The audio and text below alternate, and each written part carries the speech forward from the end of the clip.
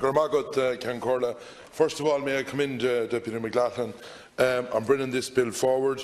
Today is a day that ordinary people and politics has won, for the simple reason over the last couple of days to hear that amendments was being put right around the House on all sides, other than those people that wanted to drive forward with amendments.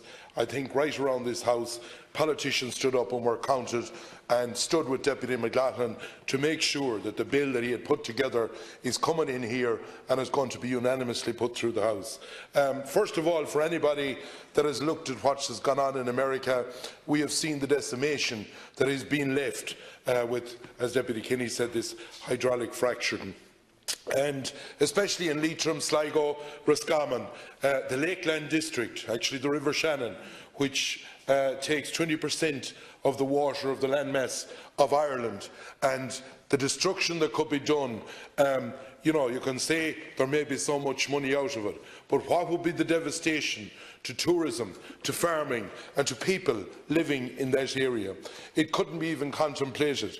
And the one question I would ask government to do: why are we even carrying out an EPA study at the moment?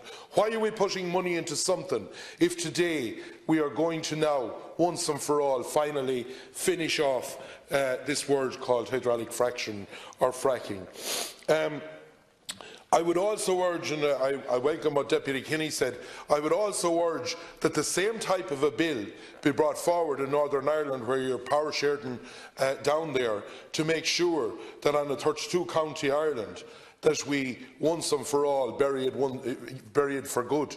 And I think that what Deputy McLaughlin has done today, if the same was done in the north by your counterparts who are in power down there, it would be very helpful. The one thing I will say is people will talk about how many will be employed at all of this. Generally, it's outside, basically vultures that come in to do all this work, and the local people in the local area never get the jobs where this fracturing is going on.